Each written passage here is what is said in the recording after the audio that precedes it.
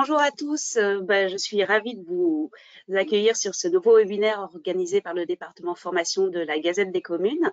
Donc, comme on peut le voir sur la slide suivante, la Gazette des communes, c'est plus de 20 ans d'expérience, plus de 300 programmes de formation et plus de 1000 sessions programmées chaque année sur des thématiques diverses comme le management, les ressources humaines, l'administration, les marchés publics, l'action sociale, la transition climatique, qui est une de nos nouvelles rubriques.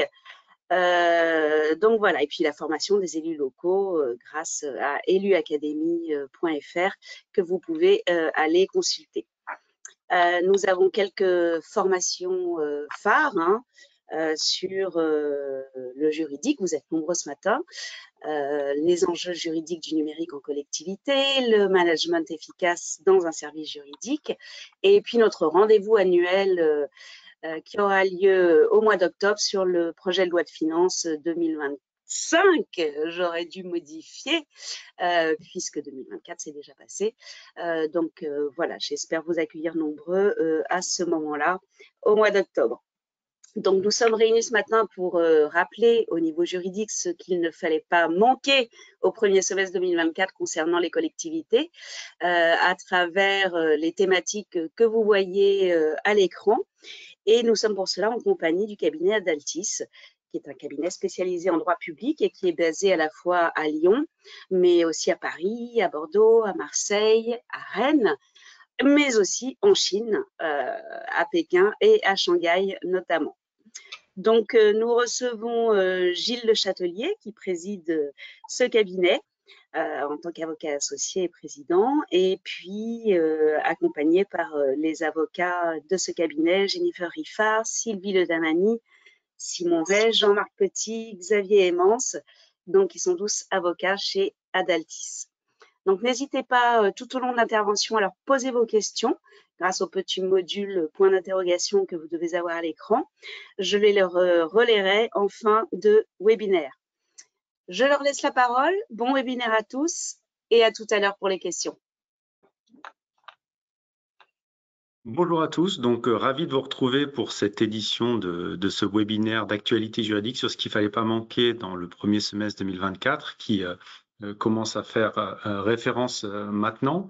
Donc on vous propose d'aborder aujourd'hui les 7 thématiques suivantes, le droit institutionnel et le droit de l'intercommunalité, les libertés publiques, la commande publique, qui seront assurés par Gilles Le Châtelier, le droit de l'urbanisme par Jean-Marc Petit, le droit immobilier et de la construction par Xavier Hemans, le droit de la fonction publique par Jennifer Riffard et le droit pénal des collectivités par Sylvie Le Damani. Donc, sans plus tarder, qu'est-ce qu'il ne fallait pas manquer en droit institutionnel et droit de l'intercommunalité dans ce premier semestre 2024 ?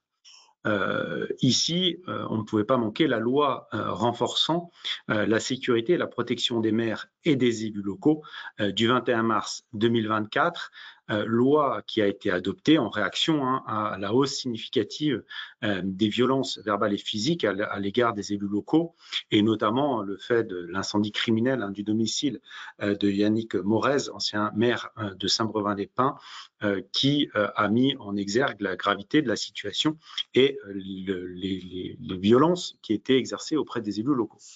Et donc, en réaction, on a eu cette loi du 21 mars 2024 qui prévoit 3 volets principaux. 1, elle renforce les sanctions en cas de violence contre les élus. 2, elle améliore le soutien et la protection des élus victimes de violences. Et 3, elle apporte certaines réponses des institutions judiciaires et étatiques aux besoins des élus locaux. Donc, rapidement, je vous propose d'évoquer ces 3 points pour envisager les principales mesures adoptées par cette loi. Premier point, sur le renforcement des sanctions en cas de violence contre les élus. Premier rapport de cette loi, elle prévoit que les peines encourues pour violence contre les élus ou leurs proches sont alignés sur celles qui visent les violences volontaires sur les agents des forces de sécurité. Donc, on est sur des peines maximales qui peuvent aller de 7 à 10 ans de prison, outre les amendes correspondantes. Donc, on a un accroissement des peines qui peuvent être prononcées dès lors qu'on a des faits de violence volontaires engagés sur des élus locaux. Ça, c'est le premier rapport et un premier élément important. Deuxième apport, c'est que cette protection accordée aux élus locaux est renforcée jusqu'à postérieurement au mandat des élus. Donc 6 ans après la fin du mandat des élus, pendant ces 6 années postérieures, ils continuent de bénéficier de la dite protection. La loi prévoit également l'ajout de peines de travaux d'intérêt général en cas de diffamation, d'injure ou d'outrage qui ont été prononcés envers les élus locaux, et prévoit des circonstances aggravantes dès lors qu'on a des faits de harcèlement moral particulièrement en ligne organisés contre des élus locaux. Pour du cyberharcèlement, par exemple, on prévoit jusqu'à 3 ans de prison et 45 000 € d'amende. Également une nouvelle circonstance aggravante du fait du délit de mise en danger de la vie d'autrui qui a été ajouté lorsqu'un candidat ou ses proches sont visés pendant une campagne électorale. L'actualité, je pense, va permettre de mettre en œuvre ce type de dispositif. Également des sanctions pour les atteintes dangereuses aux biens des élus, telles que les permanences parlementaires qui ont été renforcées. Petite précision, il y avait dans cette loi, on avait un article qui visait à étendre le délai de prescription, vous savez, prévu par la loi sur la presse, en cas d'injure et de diffamation, où on a un délai de 3 mois pour engager de telles actions dans ces faits. Le projet de loi visait à étendre ce délai de 3 mois à 1 an. Toutefois, en commission mixte paritaire, cet article-là a été supprimé, donc on reste quand même sur un délai de 3 mois pour les infractions en cas d'injure, diffamation. Donc, il ne faut pas traîner pour engager ce process-là, même si en pratique, nous, ce dont on rend compte, c'est qu'on engage une telle procédure que si on est quasiment certain d'obtenir une décision favorable, parce que engager une telle procédure et avoir une décision défavorable, politiquement, peuvent avoir des impacts beaucoup plus importants que de laisser passer ces éléments-là. Donc, c'est toujours une question très précise, avec des faits très, très importants à avoir pour le justifier. Donc, voilà sur le premier volet de renforcement des sanctions en cas de violence contre les élus. Deuxième grand volet de cette loi, elle permet d'améliorer le soutien et la protection des élus victimes de violences. Là-dessus, ce qui est intéressant, c'est que cette loi prévoit l'octroi automatique de la protection fonctionnelle sans décision préalable du conseil municipal, du conseil départemental ou du conseil régional pour les maires et les adjoints et les présidents et vice-présidents actuels ou anciens, victimes de violences, de menaces ou d'outrages, sauf décision contraire de l'organe délibérant dans un délai de 4 mois. Donc ici, l'objectif, c'est de permettre cette protection fonctionnelle, c'est la prise en charge par la collectivité de l'ensemble des frais de justice engagés par les élus pour se défendre face à de telles actions, qui est automatiquement accordée, sauf décision contraire de la collectivité dans un délai, ce qui a pour objectif de renforcer cette protection. Toutefois, cette protection automatique ne bénéficie qu'aux maires et ses adjoints, c'est-à-dire qui bénéficient d'une délégation de la part du maire dans ce cadre-là. Une proposition de loi en cours au sein du Sénat sur la création d'un statut de l'élu local. On verra en fonction de l'actualité si elle aboutit ou non, mais prévoyait d'étendre cette protection automatique à l'ensemble des élus, à voir si on a une issue positive ou non. Autre élément qui est important de noter, puisque cette disposition légale a connu un peu une actualité jurisprudentielle qu'on vous évoque ici, puisqu'on a la Cour administrative d'appel de Versailles, le 9 mars 2024, qui est venue nous préciser que si bénéficie de la protection fonctionnelle prévu par l'article L2123-24 du CGCT, seul le maire et les élus municipaux bénéficiant d'une délégation de fonction de la part du maire, la Cour nous dit qu'en vertu d'un principe général du droit, tous les élus municipaux peuvent bénéficier de la dite protection fonctionnelle. C'est un apport important, intéressant de la Cour administrative d'appel de Versailles qui dégage ce principe général du droit. Toutefois, en lien avec les dispositions légales, on n'a pas cette protection automatique accordée. Autre élément de cette loi, c'est qu'elle élargit également la protection fonctionnelle accordée par l'État aux candidats aux élections et prévoit, sous certaines conditions, le remboursement des frais par l'État à ce titre-là pour les candidats en cas de menace avérée pendant la campagne électorale. De même, lorsque les maires ou les élus municipaux qui ont reçu une délégation du maire sont victimes de violences, menaces ou d'outrages en tant qu'agents de l'État, lorsqu'ils exercent leur mission d'officier d'état civil ou d'officier de police judiciaire, l'État prend en charge financièrement leur protection fonctionnelle dans ce cadre-là. Enfin, on a des éléments sur dernier volet d'apport de cette loi, sur l'amélioration de la réponse des institutions judiciaires étatiques aux besoins des élus locaux. Je passe rapidement, vous verrez, on vous a mis des éléments en la matière, notamment le procureur de la République doit maintenant systématiquement informer le maire des décisions de justice, y compris les classements sans suite, sur les jugements intervenus sur le territoire de la commune. Précédemment, c'est le maire qui devait demander cette information. Maintenant, on a l'automaticité de cette transmission. Et également d'autres volets pour lesquels je vous laisse prendre connaissance. Donc voilà le premier point important, cette loi renforçant la sécurité et la protection des maires et des élus locaux du 21 mars 2024. Autre décision très importante en matière institutionnelle, c'est la décision du Conseil constitutionnel dans le cadre d'une question prioritaire de constitutionnalité rendue le 6 juin 2024, pour laquelle le Conseil constitutionnel est venu censurer une partie des dispositions de l'article L2123-24-2 du Code général des collectivités territoriales. Que prévoyait cette disposition?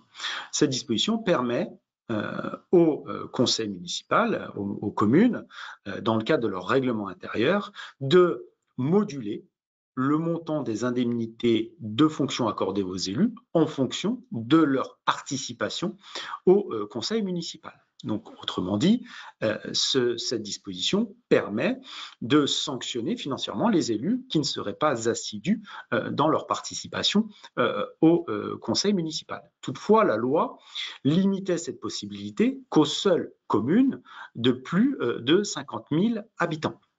Donc, autrement dit, les communes de moins de 50 000 habitants ne pouvaient pas prévoir un tel dispositif de modulation des indemnités en fonction de la participation des élus. Le Conseil constitutionnel considère que l'objectif de la loi est bien évidemment d'assurer l'assiduité des conseils municipaux aux réunions assurées. Et donc, il procède à l'analyse de la constitutionnalité de cette disposition au regard du principe d'égalité. Comme vous savez, le principe d'égalité, ce n'implique pas nécessairement de traiter toute personne de manière identique, mais on peut apporter des différences de traitement dès lors qu'on peut justifier une différence objective de situation entre les personnes ou si on a un principe d'intérêt général qui justifie cette différenciation.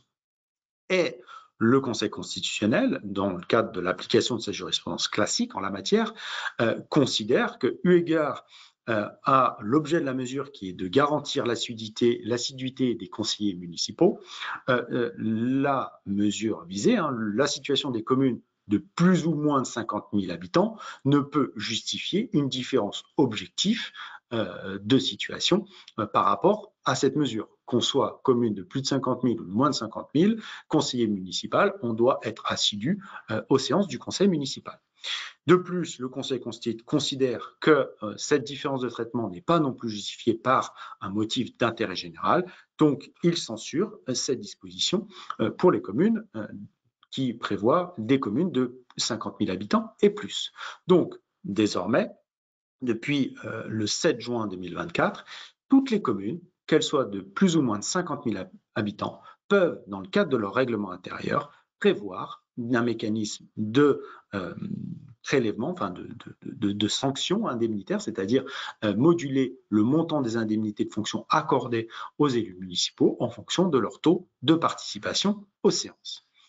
Élément intéressant, puisque ici, le Conseil constitue ne censure que les dispositions applicables aux communes. On a exactement la même disposition applicable pour les EPCI et les syndicats mixtes qui permet aux EPCI et syndicats mixtes de 50 000 habitants et plus de moduler, donc c'est-à-dire les EPCI et syndicats mixtes de moins de 50 000 habitants, selon ces dispositions légales, ne peuvent pas le faire. À notre sens, la décision du Conseil constitutionnel est pleinement transposable dans cette situation-là, et donc on pourrait prévoir cette même modulation financière. Deux derniers points très rapidement.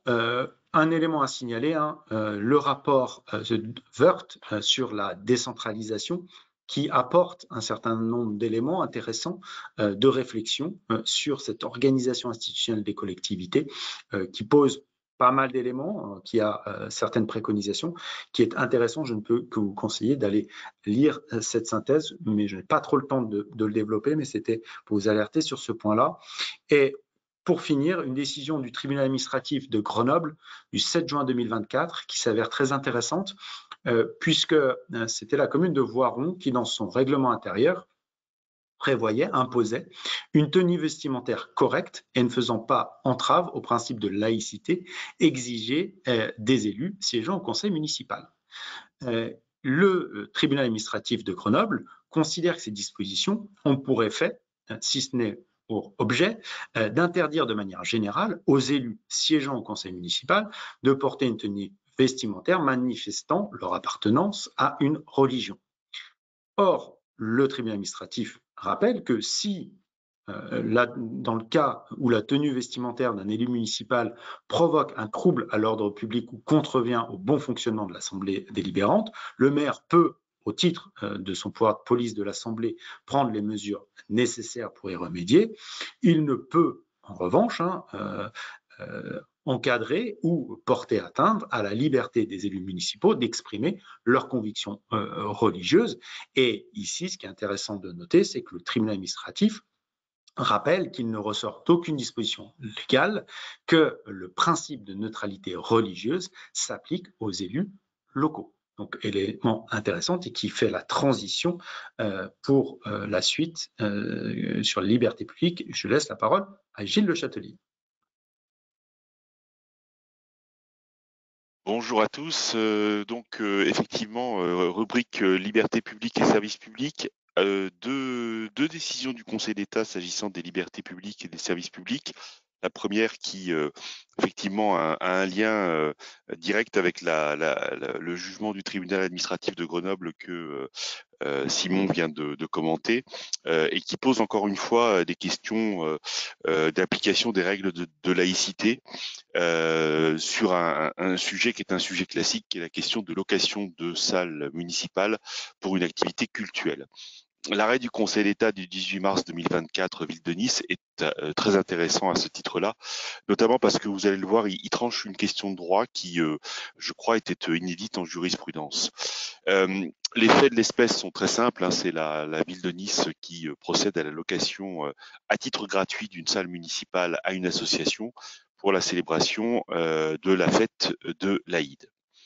La jurisprudence dans ce domaine, elle a été déjà très largement cadrée par l'arrêt du Conseil d'État, l'arrêt d'Assemblée du Conseil d'État du 19 juillet 2011. Vous savez, c'est cet arrêt, enfin cette série de 5 arrêts qui se prononcent en réalité sur l'ensemble des cas de figure dans lesquels une collectivité territoriale se trouve confrontée à la question du financement d'activités qui ont un lien avec des activités cultuelles et plus particulièrement l'arrêt commune de Montpellier qui pose les règles et les principes en matière de location de salles appartenant à des collectivités territoriales.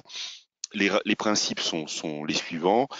respect du principe de neutralité et du principe d'égalité, notamment du principe d'égalité entre les cultes, l'interdiction de toute mise à disposition exclusive et pérenne, et troisième point, les conditions financières d'utilisation ne peuvent être constitutives d'une libéralité qui constituerait une aide proscrite, vous savez, par la loi de 1905 qui, je rappelle ces dispositions, prévoit qu'aucune collectivité publique ne subventionne aucun culte.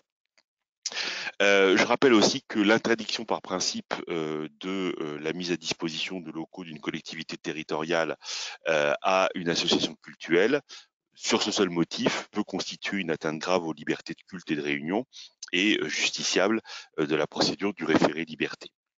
Alors la question intéressante en l'espèce, c'était la question de l'utilisation gratuite, parce que dans je dirais le litige, il y avait bien évidemment l'invocation de la loi de 1905, mais encore une fois, sur ce point-là, la jurisprudence était déjà fixée et assez claire. Mais il y avait une deuxième question qui était l'invocation des dispositions de l'article L2125-1 du Code général de la propriété des personnes publiques, dont vous savez qu'il prévoit le principe selon lequel toute occupation du domaine public doit se faire contre le paiement d'une redevance. Il existe un certain nombre d'exceptions, dont les occupations du domaine public à des fins d'intérêt général. Bien évidemment, compte tenu de la loi de 1905, la ville de Nice ne pouvait pas se prévaloir de ces dispositions puisque les activités cultuelles ne peuvent pas être considérées comme des activités d'intérêt général, compte tenu encore une fois des termes de la loi de 1905. Simplement, et c'est là où l'apport en droit intéressant de la décision du Conseil d'État, c'est le fait que la gratuité peut se fonder sur les dispositions de l'article L2144-3 du Code général des collectivités territoriales qui, je vous le rappelle, permet l'allocation, y compris gratuite, de locaux des municipaux, mais étendus aux autres collectivités territoriales, par des associations ou des partis politiques. Et donc, le Conseil d'État dit, on peut se fonder sur l'article L2144-3 qui déroge à l'article L2125-1 du Code général des propriétés des personnes publiques pour avoir une décision de gratuité. Restait la question de l'aide au culte et c'est la slide suivante. Là, il y a toujours la question d'une éventuelle libéralité consentie à un culte et le Conseil rappelle les critères à prendre en compte qui sont la durée et les conditions d'utilisation du local, l'ampleur de l'avantage consenti et les motifs d'intérêt général qui peuvent justifier la décision de la commune. Et en l'espèce, le Conseil d'État a considéré qu'une occupation gratuite d'une salle municipale qui n'était louée à l'association considérée qu'une fois dans l'année et pour une durée de 4 heures n'était pas constitutif d'une libéralité. Deuxième décision qui est un utile rappel des règles en matière de responsabilité pour activité de police. C'est l'arrêt du Conseil d'État du 28 mars 2024, commune de Bagnols-sur-Mer. L'affaire est très simple, c'est un recours indemnitaire contre la commune pour faute dans l'exercice de son pouvoir de police. À Bagnols, ce qui est tout à fait explicable, chaque année, il y a une fête des vendanges et une des particularités de la fête des vendanges, j'avoue que je l'ignorais avant la lecture de la décision du Conseil d'État, c'est la mise en place de cols qui sont en réalité des grandes tranchées dans lesquelles on procède à la mise en place de feux pour notamment pouvoir cuire quelques victuailles. Et un enfant de 3 ans avait marché sur ces braises. Ses parents avaient introduit un contentieux et engagé la responsabilité de la commune. La Cour administrative d'appel de Toulouse en appel avait rejeté la demande en estimant qu'aucune faute ne pouvait être reprochée à la commune compte tenu de l'étendue de la plage et de l'affluence à cette manifestation. Le Conseil d'État en cassation censure le raisonnement de la Cour en rappelant le principe de la faute simple dans l'engagement de la responsabilité de la commune au titre de l'exercice par le maire de ses pouvoirs de police administrative. C'est une décision du 28 novembre 2003, commune de Moissy-Cramayel, qui avait posé pour la première fois ce principe et qui écarte la notion de péril grave ou de faute quasi lourde, qui était l'état de la jurisprudence antérieure. En l'espèce, le Conseil d'État condamne la commune en raison du défaut de signalisation et de matérialisation des tranchées qui avait rendu possible l'accident. On en vient maintenant au thème de la commande publique, dans laquelle je vais commenter 3 décisions du Conseil d'État, toujours rendues au premier semestre 2024, qui sont toutes les 3 très intéressantes sur les règles d'application du Code de la commande publique.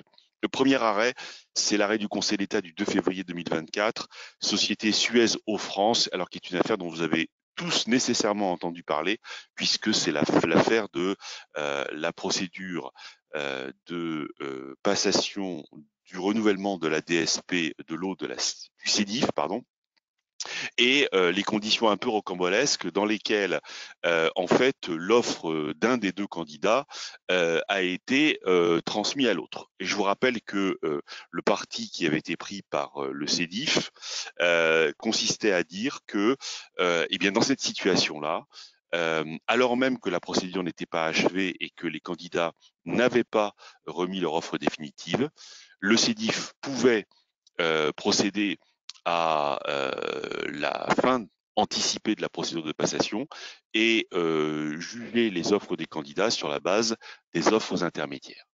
Alors le Conseil d'État valide cette solution et le valide avec 2 questions, en tranchant 2 questions au passage qui sont importantes. La première, c'est la question de l'application de l'article L3123-8 du Code de la commande publique, qui, je vous le rappelle, permet d'exclure un candidat si l'autorité concédante dispose d'éléments précis et circonstanciés indiquant que l'opérateur a effectué des démarches qu'il savait déloyales en vue d'obtenir des informations dont il connaissait le caractère confidentiel et qui étaient susceptibles de lui procurer un avantage indu dans le cadre de la procédure de passation. Le Conseil d'État considère que, en l'espèce, la preuve n'est pas rapportée, que la société Veolia est elle-même entre guillemets intriguée pour obtenir les informations considérées et notamment les éléments de l'offre de la société Suez. Et dans ces conditions-là, dès lors que le fait générateur de la connaissance de l'offre de Suez ne provenait pas de l'entreprise Veolia, et deuxième élément, que l'entreprise Veolia avait elle-même signalé à l'autorité concédante qu'elle avait reçu communication de son offre, le Conseil d'État a estimé qu'on était dans une situation dans laquelle les dispositions de l'article L3123-8 n'exigeaient pas que l'autorité concédante exclut de la procédure la société Veolia.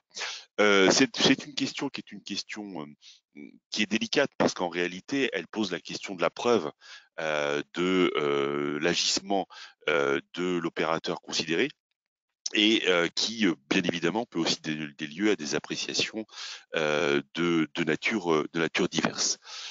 Deuxième point, c'est sur les conséquences sur la procédure. Et là, le Conseil d'État rappelle de manière très pédagogique, et c'est très important pour les collectivités qui passent des contrats de concession, le régime mis en place par la loi en matière de procédure de passation.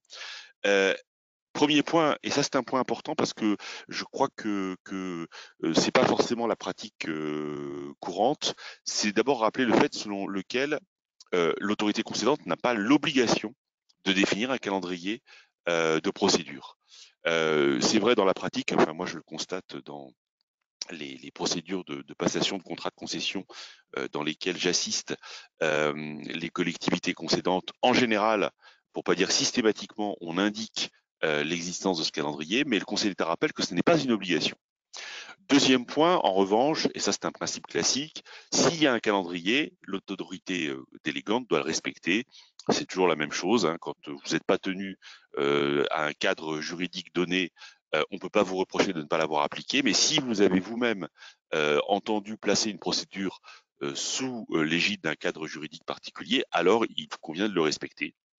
En revanche, et ça c'est la confirmation d'une décision Société Transdev du 8 novembre 2017, dans la situation qui correspond en partie à la situation de l'espèce, c'est que ce respect de la procédure annoncée s'efface si on est dans une situation dans laquelle eh bien, ça aboutirait à ne pas garantir le principe d'égalité entre les candidats. Et donc, le Conseil d'État a jugé, là aussi, toutes les appréciations sont possibles sur ce point, que eh bien, le meilleur moyen de permettre le respect du principe d'égalité entre les candidats consistait à interrompre la procédure et à juger les candidats sur la base de leurs offres intermédiaires et non pas de leurs offres finales.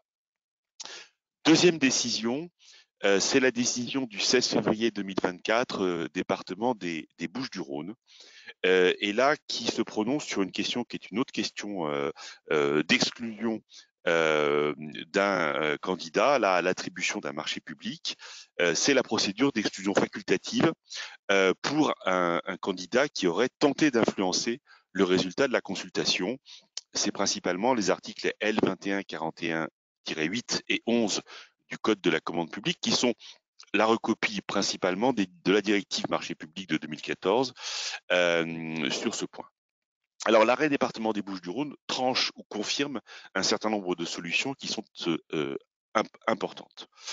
Première question, parce que c'est pas du tout évident à la lecture du texte. Quand on lit le texte, on comprend que c'est le candidat on peut exclure le candidat qui a tenté d'influencer le résultat d'une procédure donnée de cette procédure donnée. Vous avez un candidat qui essaye d'intriguer pour faire en sorte que la consultation se solde à son avantage, vous pouvez l'exclure. Ce qui est moins évident, et là la décision département des Bouches-du-Rhône du 16 février 2024 confirme une solution qui avait déjà été dégagée pour le département des Bouches-du-Rhône, mais en 2019, c'est le fait qu'on peut exclure un candidat qui aurait tenté d'influencer une procédure qui se serait déroulée antérieurement, dès lors qu'elle est récente.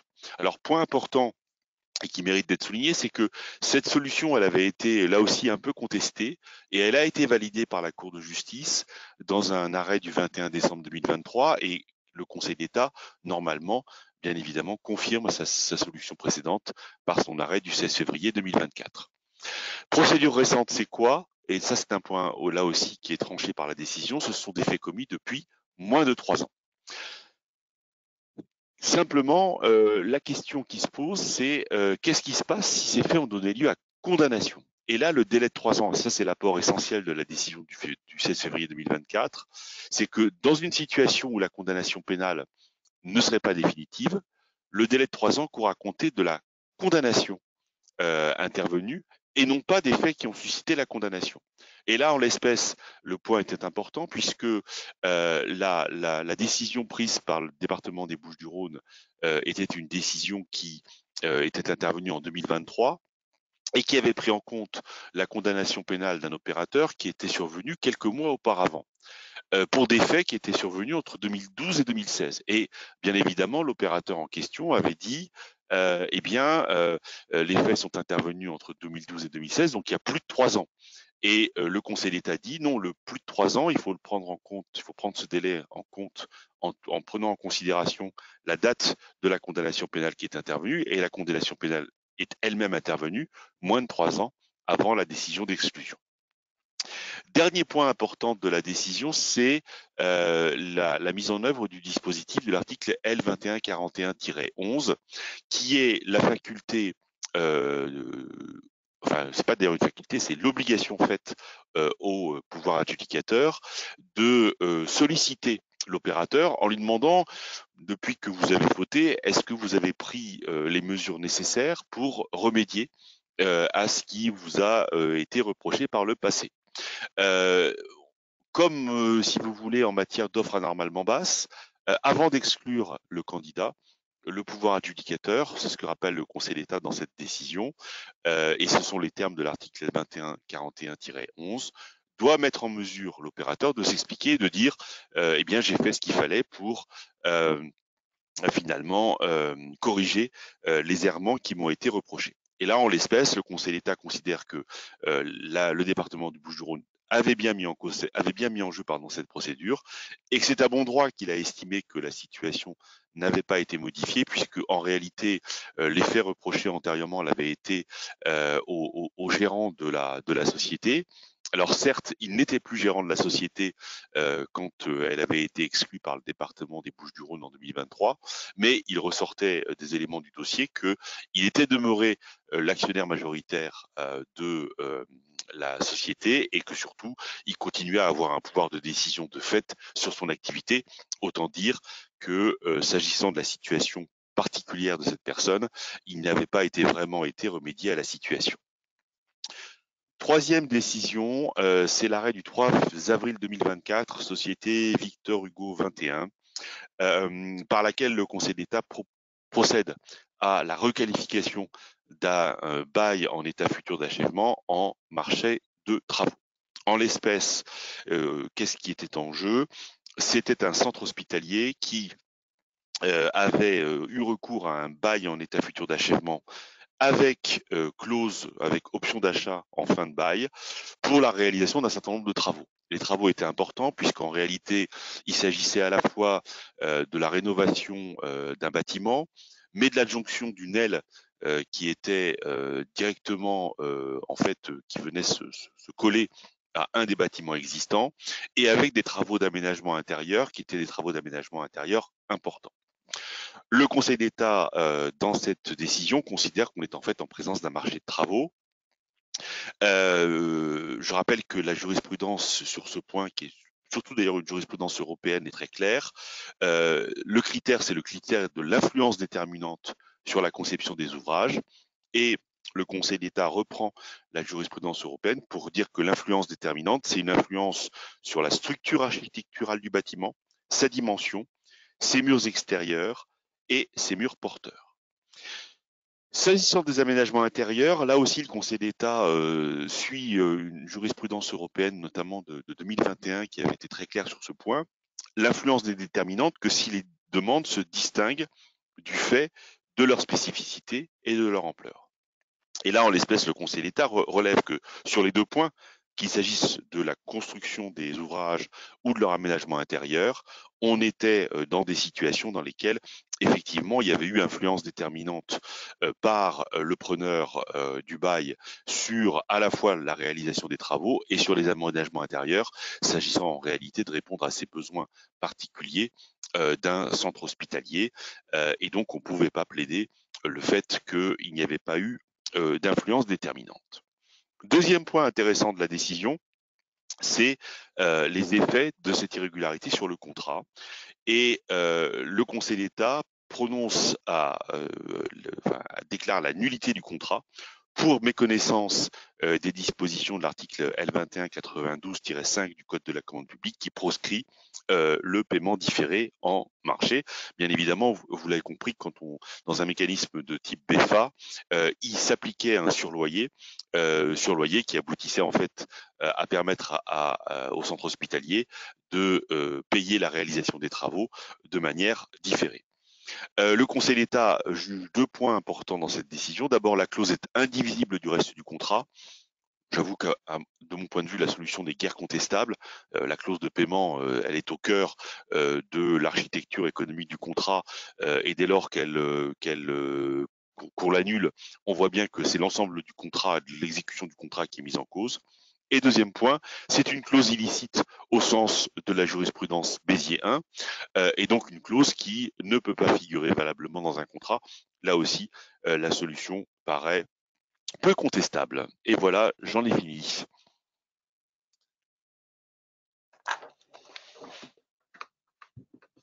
Bonjour à tous.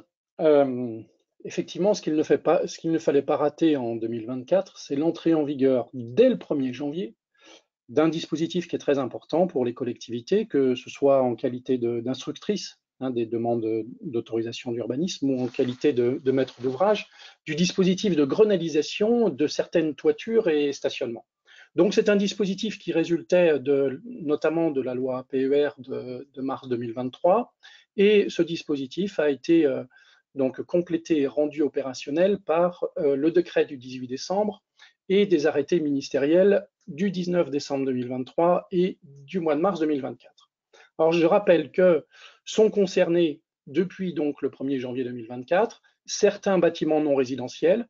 Il s'agit principalement des commerces, des locaux, des bâtiments industriels, artisanaux, des entrepôts et des parcs de stationnement couverts, ce qui peut intéresser évidemment les collectivités et leurs délégataires, de plus de 500 mètres carrés d'emprise au sol. Sont concernés aussi les bureaux à partir de 1000 mètres carrés d'emprise au sol et sont concernés tous les stationnements, quelle que soit leur surface, qui sont associés à ces bâtiments-là. Alors attention, pour les collectivités, à l'entrée en vigueur au 1er janvier 2025 d'une extension du régime de ces bâtiments aux équipements publics, sportifs, récréatifs et de loisirs, et aux équipements scolaires. C'est-à-dire qu'à partir du 1er janvier 2025, ils seront assujettis à ces mêmes obligations. Pour les bureaux, également, à partir du 1er janvier 2025, le seuil sera modifié. Ils seront concernés dès les 500 mètres carrés d'emprise au sol et non plus 1000 mètres carrés. Ça, c'est la première partie du dispositif qui est applicable aux bâtiments et leur stationnement et qui est régi, lui, par le Code de la construction. C'était encore la slide précédente, mais les stationnements qui sont, dont la surface est supérieure à 500 mètres carrés de surface, qui sont associés à ces bâtiments, et les stationnements qui sont ouverts au public, sont également assujettis à des obligations et qui, elles, sont prévues par le Code de l'urbanisme. Donc ça, c'est le champ d'application de ces nouvelles dispositions. Slide suivante, les obligations elles-mêmes. Les toitures des bâtiments qui sont concernés doivent être dotées de dispositifs de végétalisation, toitures végétalisées, ou d'installations productrices d'ENR. Les stationnements, quant à eux, doivent être dotés d'un système vertueux de gestion des eaux pluviales qui assure la perméabilité ou l'évaporation. Si les stationnements font plus de 500 mètres carrés, donc associés à ces bâtiments ou ouverts au public, ils sont soumis, eux, à un autre dispositif qui oblige à assurer sur cette surface 50% d'ombrage, donc soit par des ombrières PV, soit par des arbres, et 50% de leur surface doit être dotée du système vertueux et de gestion des eaux pluviales. Alors je disais, ce dispositif intéresse les collectivités en qualité d'instructrices des demandes, puisqu'il est applicable à toutes les demandes de permis de construire déposées et déclarations préalables déposées à compter du 1er janvier 2024, et naturellement, il y a beaucoup d'exceptions à ces dispositions, puisqu'il y a des exceptions d'ordre économique, technique, qui concernent essentiellement les toitures.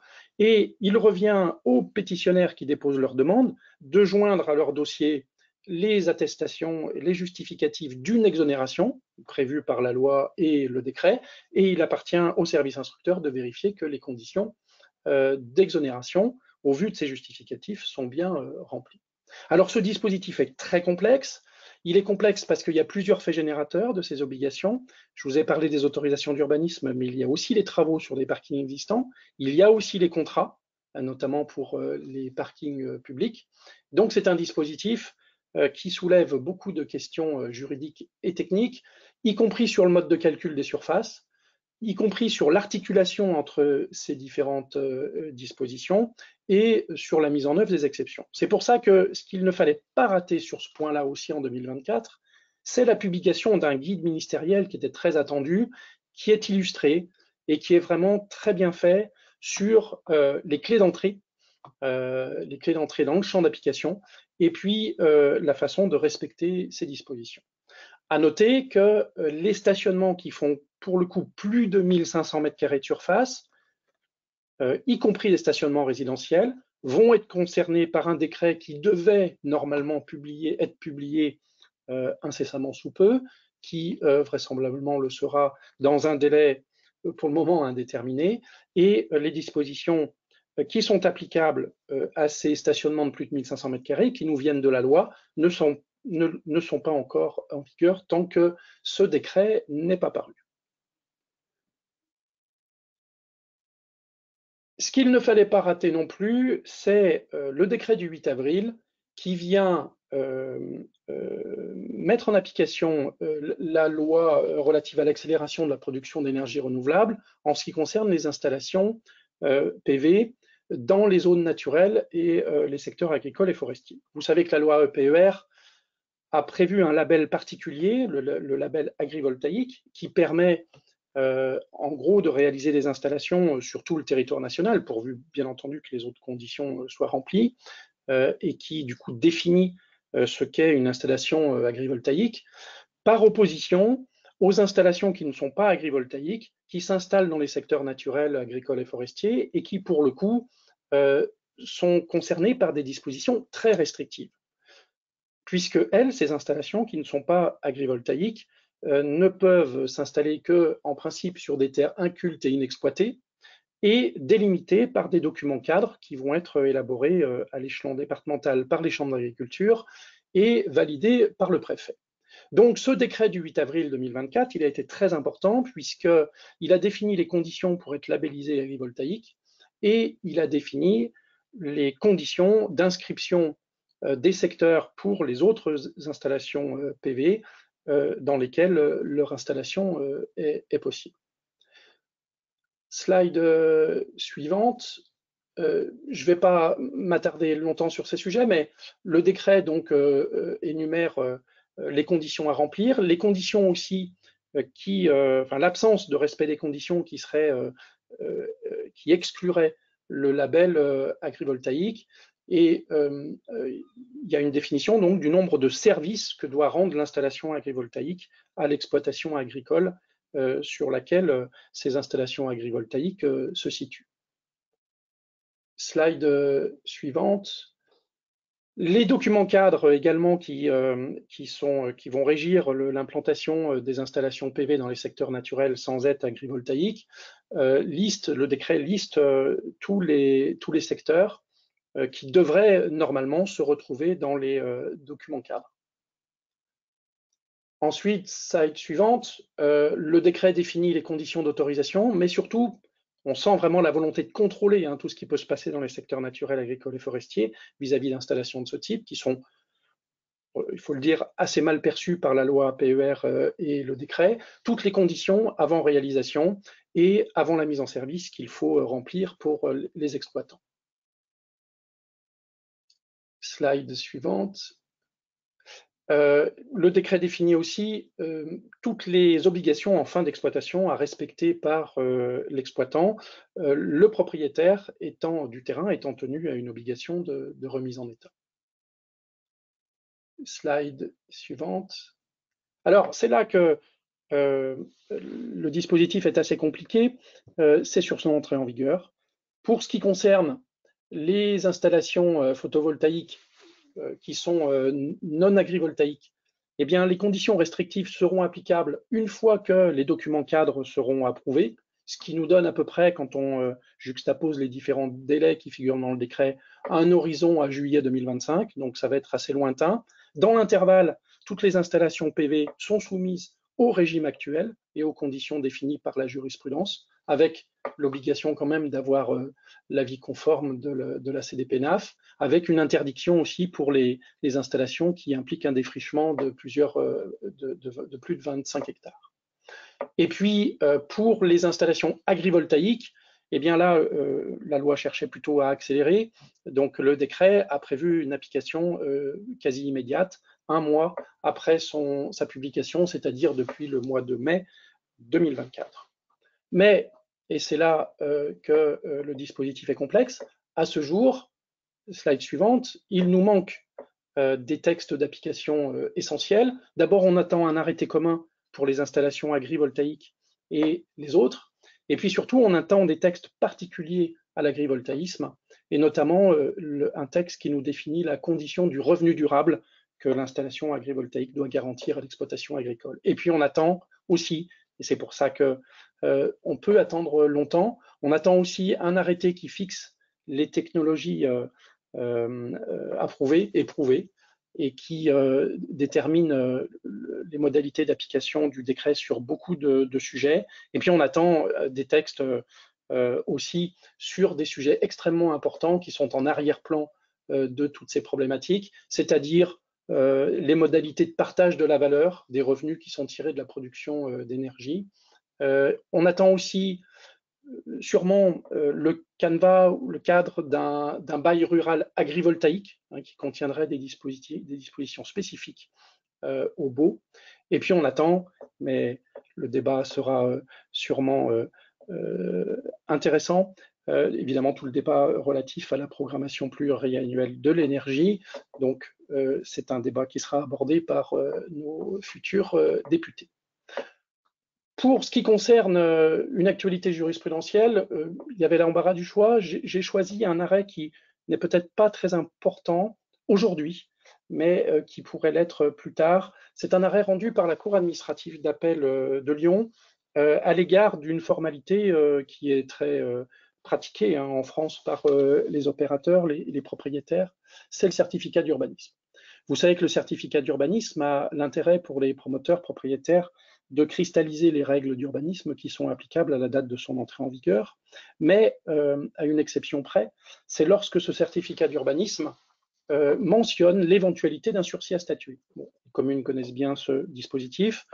Le sursis à statuer peut être opposé à un permis de construire en raison de l'évolution défavorable des règles d'urbanisme après la délivrance du certificat. Et la loi Elan avait rajouté une disposition indiquant qu'il fallait indiquer dans les certificats d'urbanisme les causes du sursis à statuer possible et les raisons pour lesquelles le sursis pouvait être opposé.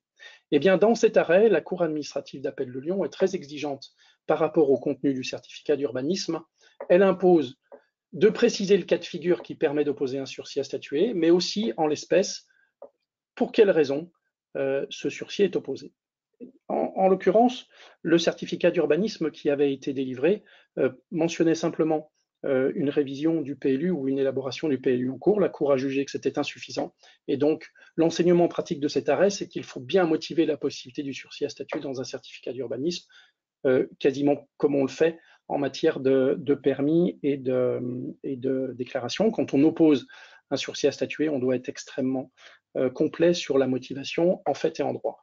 Pourquoi cet arrêt est important? Parce qu'il pourrait annoncer une décision prochaine du Conseil d'État sur la portée d'une annulation d'un certificat d'urbanisme qui ne mentionnerait pas correctement le sursis à statuer. Et on s'attend à une jurisprudence qui, en gros, protégerait beaucoup les titulaires de certificats d'urbanisme illégaux, en tout cas, qui les protégerait plus qu'aujourd'hui, puisque aujourd'hui, si un certificat d'urbanisme ne mentionne pas un sursis à statuer, alors qu'il aurait dû le faire, le titulaire du CU n'est pas protégé contre un sursis à statuer. Il est possible que cette position très restrictive du Conseil d'État évolue à la suite de l'arrêt de la Cour administrative d'appel de Lyon, et c'est pour ça qu'il faut être extrêmement rigoureux en matière de motivation de certificat d'urbanisme. Xavier, c'est ton tour.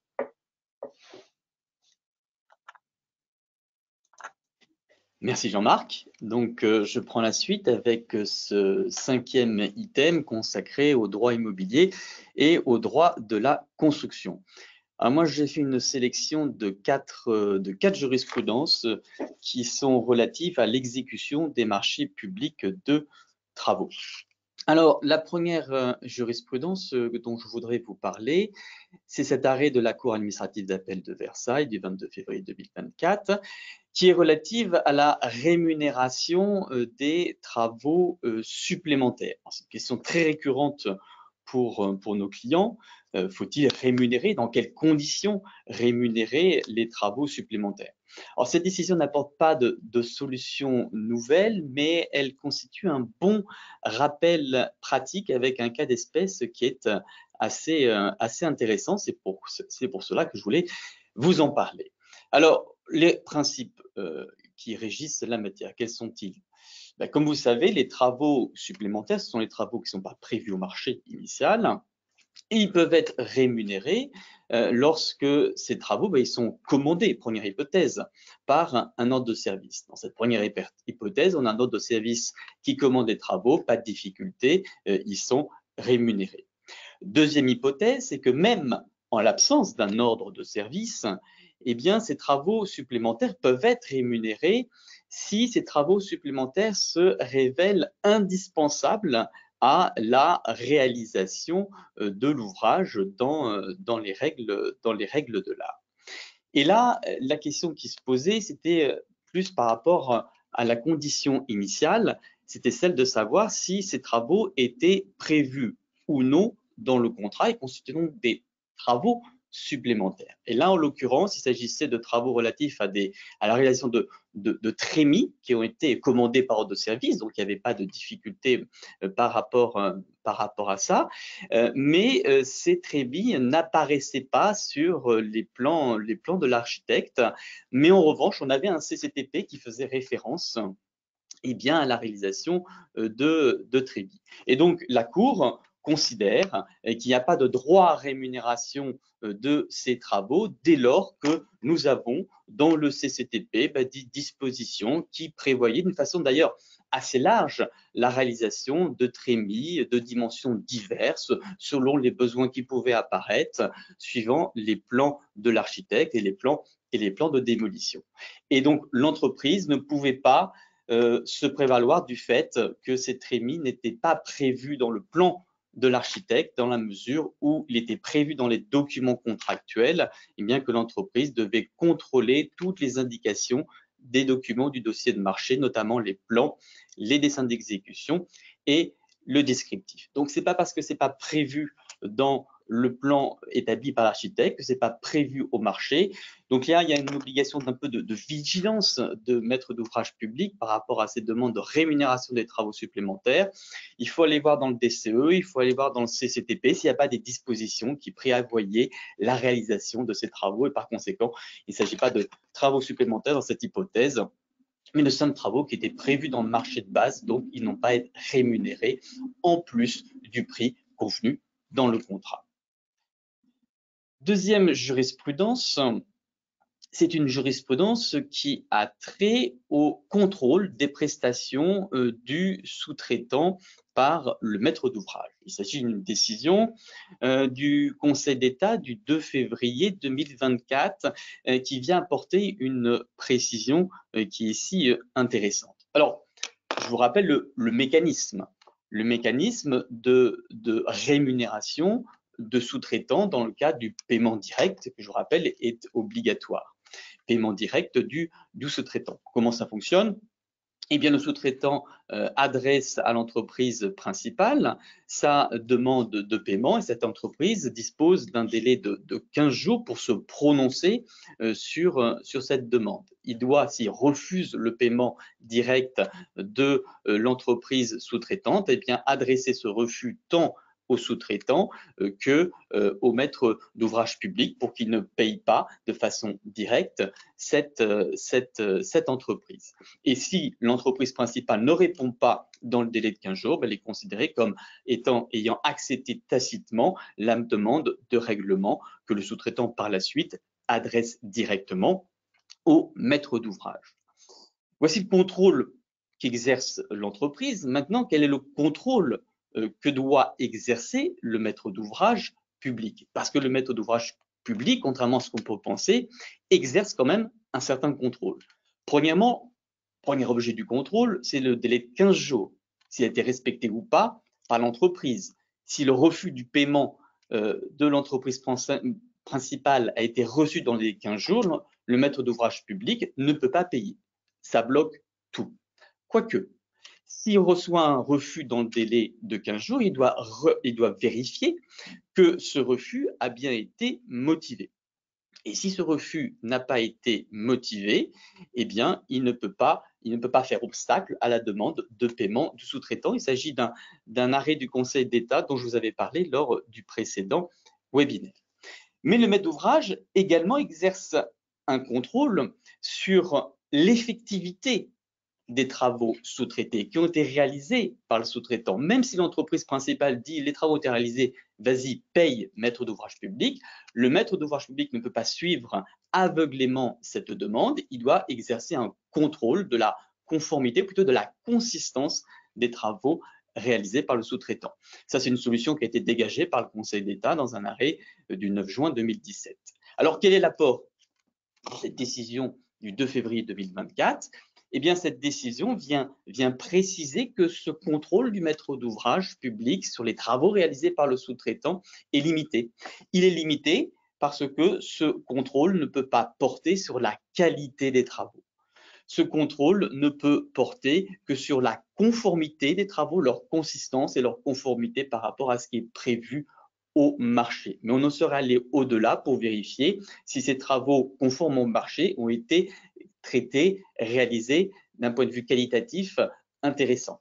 Il ne peut pas, par exemple, vérifier la conformité de ces travaux par rapport aux règles de l'art, à des règles de l'art qui n'auraient pas été reprises en termes de prescription dans le marché de travaux principal. On voit un peu la difficulté pratique de cette solution, c'est que quand bascule-t-on du contrôle de la consistance des travaux, de leur conformité par rapport aux documents contractuels vers la qualité, le contrôle de la qualité qui est prohibé. Ça va être au cas par cas, avec l'aide des maîtres d'œuvre, que les maîtres d'ouvrage devront mettre en œuvre cette solution. Troisième décision maintenant. Cette troisième décision, toujours du Conseil d'État, cette fois-ci en date du 2 février 2024, est relative aux mémoires en réclamation sur le décompte général. Comme vous le savez, l'entreprise qui veut contester le décompte général dispose d'un délai de 30 jours à compter de la notification du décompte général et même pour adresser un mémoire en réclamation. Le CCAG applicable, celui applicable aujourd'hui et ceux applicables hier, c'est les mêmes dispositions qui s'appliquent même si ce n'est pas les mêmes articles, eh bien nous dit que ce mémoire en réclamation est notifié au maître d'ouvrage et adressé en copie au maître d'œuvre. Et il y avait une question qui n'avait jamais été tranchée par la haute juridiction, c'était celle de savoir si la copie qui est réservée au maître d'œuvre doit-elle être également adressée dans le délai de 30 jours qui est prévu dans le CCAG travaux. Eh bien, le Conseil d'État, dans cette décision, apporte une réponse positive. Il nous dit oui, le respect de ce délai s'apprécie à la date de réception du mémoire, tant par le pouvoir adjudicateur que par le maître d'œuvre. Cela veut dire qu'en pratique, eh bien, le maître d'ouvrage public, il doit examiner la demande, un mémoire en réclamation reçu par l'entreprise principale, doit vérifier eh bien, que ce mémoire en réclamation a bien été notifié également au maître d'œuvre dans le délai de 30 jours. Dernière jurisprudence maintenant, qui est toujours relative au décompte général, mais cette fois-ci, elle est relative au décompte général tacite et apporte deux réponses à deux questions qui sont intéressantes. Je vous rappelle le mécanisme du décompte général tacite. Vous savez, nous sommes dans l'hypothèse particulière, mais quand même assez récurrente, où le maître d'ouvrage n'établit pas le décompte général. Il ne l'établit pas généralement parce qu'il est confronté à une carence, une défaillance de son maître d'œuvre qui n'est plus présent et qui ne prépare pas son décompte général. Dans cette hypothèse-là, le CCAG prévoit un mécanisme qui permet à l'entreprise de se substituer et donc qui permet à l'entreprise d'adresser un projet, un décompte général qu'il établit lui-même. Il établit ce décompte général, il le notifie au maître d'ouvrage public et le maître d'ouvrage public dispose d'un délai de 10 jours pour notifier un décompte général définitif. S'il ne respecte pas ce délai de 10 jours, eh bien, le décompte général établi par l'entreprise vaut décompte général définitif. C'est pour ça qu'on parle de décompte général définitif tacite. Et donc, cette jurisprudence, cet arrêt du Conseil d'État répond à deux questions. Première question, si l'entreprise principale a effectivement un décompte général tacite parce que le maître d'ouvrage public n'a pas réagi dans ce délai de 10 jours. Pour obtenir le règlement de solde de ce décompte général tacite, est-ce qu'il doit faire un mémoire en réclamation, adresser un mémoire en réclamation d'application des anciens articles 50 du CCAG, aujourd'hui article 55 du CCAG travaux. Eh bien, le Conseil d'État répond non. Il n'y a pas besoin d'établir un mémoire en réclamation. Concrètement, l'entreprise peut solliciter directement le règlement de son décompte général tacite en saisissant par exemple le juge des référés dans le cadre d'un référé provision. Deuxième question auquel répond cette décision, c'est le refus du décompte général du titulaire par le maître d'ouvrage permet-il de faire obstacle à la naissance d'un décompte général tacite? C'est l'hypothèse dans laquelle le maître d'ouvrage public n'établit pas un décompte général définitif dans le délai de 10 jours, mais adresse simplement une lettre, ça on le voit souvent dans le dossier, à l'entreprise en lui disant tu m'as notifié ton décompte, mais je ne suis pas d'accord avec ce décompte-là. Eh bien, si le maître d'ouvrage agit ainsi, sans notifier dans le délai de 10 jours dont on vient de parler un décompte général proprement dit, eh bien, le décompte général établi par l'entreprise vaudra décompte. Par conséquent, il faut bien que les maîtres d'ouvrage publics veillent à réagir dans le délai de 10 jours, mais réagir, ça ne suffit pas d'opposer un simple refus, il faut véritablement établir un véritable décompte général définitif à notifier à l'entreprise dans ce délai de 10 jours. J'en ai fini pour le droit de la construction, je passe la parole à Jennifer pour le droit de la fonction publique. Merci Xavier, bonjour à tous. Alors donc on passe au droit de la fonction publique. Pour commencer les actualités, j'ai sélectionné 2 décrets récents. Alors le premier était particulièrement attendu, c'est le décret qui met en place le nouveau régime indemnitaire pour les agents de police municipale et les gardes champêtres. Alors ces agents-là ne sont pas éligibles effectivement au RIFSEP, leur régime indemnitaire était assez vieillissant et puis laissait peu de marge de manœuvre aux collectivités. Donc on attendait vraiment impatiemment ce nouveau régime indemnitaire. Donc cette nouvelle prime, qui est mise en place par le décret du 26 juin 2024, remplace les primes précédentes. Elle est intitulée donc indemnité spéciale de fonction et d'engagement, donc ISFE et pas IFSE, mais on voit qu'elle est calquée quand même un peu, l'esprit du RIFSEP est présent parce que cette prime-là, elle se décompose en 2 parts. Une part fixe qui est calculée par l'application d'un taux individuel au traitement soumis à retenue pour pension qui bénéficie à chaque agent. Et ce taux individuel, il est déterminé par l'organe délibérant dans le respect de certains plafonds qui sont prévus par le décret. Donc le décret concrètement prévoit des plafonds pour chaque cadre d'emploi éligible à cette prime. Et dans la limite de ce plafond-là, donc l'organe délibérant va fixer les taux applicables aux différents cadres d'emploi. Ensuite, une part variable, la part variable qui correspond vraiment pour le coup au CIA, qui doit être attribuée aux agents en fonction donc, de leur engagement et de leur manière de servir. Le montant maximum plafond de cette part variable doit être déterminé, comme pour le CIA, par l'organe délibérant, qui doit aussi fixer des critères, et le décret fixe pour chaque cadre d'emploi les montants plafonds annuels de cette part variable-là, dans le cadre de laquelle donc l'organe délibérant devra lui fixer son propre plafond. Voilà pour ce premier texte. Le second texte, alors c'est un décret du 28 mai 2024 qui va avoir une durée de vie assez courte, mais qui est quand même intéressant de mentionner, qui fixe une nouvelle catégorie d'activités accessoires pouvant être autorisées aux agents publics en cumul de leur activité publique sur la période donc, des Jeux Olympiques du 15 juillet au 15 septembre 2024. Ça concerne les agents publics qui sont détenteurs de cartes professionnelles pour exercer des fonctions spécifiques de sécurité, de gardiennage, de surveillance sur des grands événements, qui pourront donc, sur la période des Jeux Olympiques, pour exercer ces mêmes activités de sécurité, de gardiennage et de surveillance, être autorisés dans le cadre de l'autorisation d'activités accessoires à exercer ces activités-là. Donc voilà, c'est un décret qui va s'appliquer que pendant 2 mois, mais qui est vraiment d'actualité, donc il était utile de le mentionner. On passe ensuite aux jurisprudences. Donc, j'en ai sélectionné plusieurs. En premier lieu, 2 jurisprudences sur des notions d'accident de service et de maladie professionnelle, des problématiques en lien avec ces questions-là, qui sont vraiment quotidiennes pour nous. Donc, la première, la CA de Lyon du 12 juin 2024, c'est sur une question qui est de plus en plus fréquente d'agents qui déclarent des accidents de service suite à des entretiens qu'ils ont avec leur hiérarchie.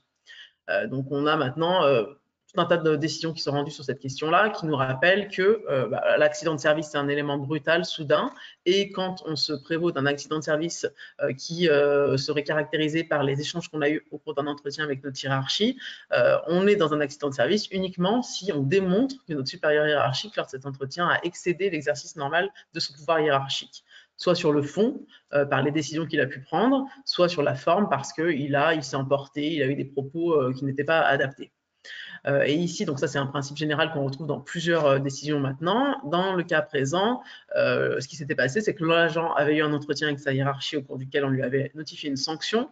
Il avait fait un malaise et suite à ce malaise-là, il avait été placé en congé maladie pour dépression. Et il déclarait un accident de service en lien avec ce malaise et cet entretien. Et ici, la Cour confirme la décision de refus de prise en charge en considérant que cette sanction, elle intervient à l'issue d'une procédure disciplinaire qui avait été engagée par la collectivité, qui n'avait pas eu de violence particulière démontrée au cours de cet entretien et donc il n'y avait pas d'accident de service. Deuxième décision, on est ici sur la question de l'attribution de l'allocation temporaire d'invalidité. C'est le Conseil d'État qui tranche une question sur l'attribution de cette indemnité. Donc, l'allocation temporaire d'invalidité, elle est attribuée aux agents qui ont été victimes d'accidents de service ou atteints de maladies professionnelles et qui sont maintenus en activité. Ces agents-là, lorsqu'ils ont, du fait de cet accident ou de cette maladie professionnelle, ils subissent une incapacité permanente qui est supérieure à certains taux qui sont fixés par les textes, ont droit du coup au bénéfice de cette allocation. Ici, ce qui avait été jugé par les juridictions du fond, c'était la situation d'un agent qui a été victime, qui était atteint de 2 maladies professionnelles différentes. Et les juridictions du fond avaient additionné les taux d'incapacité qui découlaient de ces 2 maladies professionnelles, avaient constaté qu'en additionnant les taux d'incapacité qui découlaient de ces 2 maladies, on était au-delà du taux de 25%, qui était le seuil ici pour avoir droit à l'allocation, et avaient donc considéré que l'allocation était due. Le Conseil d'État, il censure cette analyse et il explique que c'est par maladie. On doit apprécier le montant, le taux d'incapacité qui découle des différentes maladies. Donc ici, l'agent, oui, est atteint de 2 maladies professionnelles différentes, mais il faut au moins qu'il y ait une de ces 2 maladies qui, prise indépendamment de l'autre, ait généré un taux d'incapacité d'au moins 25% pour qu'il puisse réunir les conditions pour avoir droit à l'allocation temporaire d'invalidité. Donc voilà, le Conseil d'État censure l'analyse, ce n'est pas une appréciation globale, c'est vraiment par maladie qu'on apprécie le droit à bénéficier de cette allocation. Ensuite, d'autres décisions sur des thématiques un peu diverses. La première décision, qui est certainement celle dont vous avez le plus entendu parler cette année, qui a beaucoup fait parler, c'est la décision de la CA de Paris du 2 avril 2024 qui reconnaît un nouveau droit aux agents qui sont poursuivis, qui font l'objet de poursuites disciplinaires, c'est donc le droit de se taire. Concrètement, qu'est-ce que ça signifie? Quand on informe un agent qu'il fait l'objet d'une procédure disciplinaire, on lui notifie ses droits, notamment le droit à avoir communication de son dossier, à se défendre, à présenter des observations, à être assisté, on doit désormais également lui informer qu'il a le droit de se taire dès lors qu'il va être entendu dans le cadre de cette procédure sur les manquements qui lui sont reprochés. Cette décision, elle intervient suite à une décision du Conseil constitutionnel qui avait été rendue en décembre 2023, dans laquelle, pour la première fois, le Conseil constitutionnel faisait application de ce droit au silence, qui avant était réservé à la matière pénale. Le Conseil constitutionnel, en décembre 2023, nous dit en fait, ce droit-là ne bénéficie pas qu'aux personnes qui font l'objet de procédures pénales, mais il doit bénéficier également à toutes les personnes qui peuvent être sanctionnées, que ce soit donc ici dans la décision du Conseil constitutionnel, c'était un notaire qui faisait l'objet d'une procédure disciplinaire, et aussi maintenant aujourd'hui donc les fonctionnaires, les agents publics qui font l'objet de procédures disciplinaires, qui ont ce droit qui doit leur être indiqué au moment de l'engagement de la procédure, qui doit être respecté tout au long de la procédure. À noter qu'on a des questions de prioritaire de constitutionnalité qui sont en cours là, qui ont été en tout cas transmises par un tribunal administratif, 2 tribunaux administratifs au Conseil d'État sur cette question-là. Questions prioritaire de constitutionnalité dans le cadre desquelles, du coup, on met en cause la régularité, la conformité aux principes constitutionnels des dispositions statutaires, anciennement l'article 19 de la loi de 83, qui fixe le cadre de la procédure disciplinaire et qui prévoit donc les droits dont bénéficient les agents. Et l'objectif est donc de faire dire au Conseil constitutionnel que ces dispositions-là, qui ne prévoient pas le droit de se taire, sont inconstitutionnelles. Donc ça, c'est en cours et il n'y a aucun doute sur le fait que cette QPC, à mon sens, ira à son terme et que le Conseil constitutionnel, du coup, censurera les dispositions statutaires. Ensuite, une autre décision de la CA de Marseille du 4 juin 2024 sur le droit de grève. Alors ici, un petit rappel des dispositions statutaires en vigueur, l'article 114-9 du CGFP qui prévoit que les agents qui souhaitent faire grève doivent informer l'administration au moins 48 heures à l'avance. Cette information, quel est son objet notamment? C'est effectivement de pouvoir permettre à l'administration de s'organiser pour assurer, quand c'est possible, la continuité des services. Et notamment, il y a un droit qui est donné à l'administration qui est, quand on considère que les déclarations de grève qui ont été faites par les agents 48 heures avant la grève et que ces agents déclarent faire grève sur une partie seulement de leur journée de travail, que cela va porter atteinte, va créer un risque de désordre manifeste dans l'exécution du service, L'exemple qui est le plus souvent donné, c'est les agents qui interviennent dans les écoles, qui vont faire grève que sur une partie de la journée. Ça va poser problème parce que du coup, on va accueillir les enfants en début de journée avec ces personnels-là qui subitement vont partir, vont être en grève. Et du coup, ce texte permet à l'administration, dans ce cadre, d'imposer aux agents qui souhaitaient faire grève qu'une partie de la journée, de faire grève toute la journée. Et en s'inspirant de cette règle-là, une collectivité avait conclu un accord qui prévoyait finalement que de façon générale, tous les agents qui souhaitaient faire grève dans cette collectivité-là devaient nécessairement faire grève sur toute la journée. L'ACA de Marseille, elle censure cette décision en rappelant qu'il faut déjà que l'administration soit informée de l'intention des agents de faire grève et qu'ensuite, au cas par cas, elle examine pour chaque grève si oui ou non les déclarations qu'elle a reçues créent un risque pour le bon fonctionnement du service et que c'est uniquement si ce risque est caractérisé qu'elle peut imposer aux agents de faire grève sur toute la journée. On ne peut pas de façon générale dire aux agents, dès lors que vous ferez grève, il faudra faire grève sur toute la journée de travail. C'est vraiment les dispositions de l'article 114-9 qui le permettent quand on applique la procédure et qu'on constate effectivement qu'il y a un risque. Donc cet accord-là était irrégulier. Troisième jurisprudence, c'est une décision qui a à connaître de la régularité d'une décision de non-renouvellement de CDD. Donc la CA de Toulouse du 26 mars 2024. Les principes, on le connaît sur ces décisions-là. Donc les agents n'ont pas de droit au renouvellement de leur contrat à durée déterminée. Pour autant, l'administration n'est pas complètement libre parce que quand elle prend une telle décision, elle doit pouvoir justifier de son fondement et justifier qu'il y a des motifs tirés de l'intérêt du service qui justifiaient que pour tel agent, elle décide de ne pas renouveler le contrat.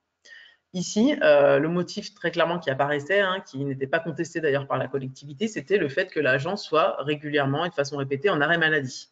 La CA de Toulouse censure sans trop de surprise cette décision en considérant que ici cette décision caractérise une discrimination fondée sur l'état de santé de l'agent et ne permet pas régulièrement de justifier le non-renouvellement du contrat. Donc on annule la décision et on engage la responsabilité de l'administration pour avoir du coup discriminé l'agent en question.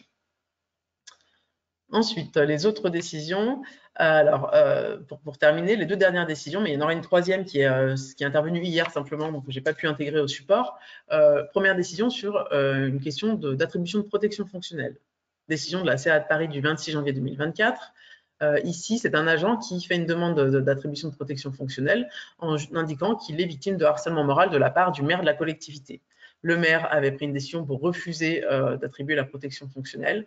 Et ici, ce qui a été jugé par la CA de Paris, c'est que le maire, dès lors que c'était lui qui était visé par les agissements de harcèlement, qui était visé comme étant auteur de ces agissements-là, du coup, ne pouvait pas en toute impartialité se prononcer sur la demande de protection fonctionnelle et qu'il aurait dû, du coup, désigner un de ses adjoints pour, à sa place, examiner de façon impartiale la demande de l'agent et prendre la décision.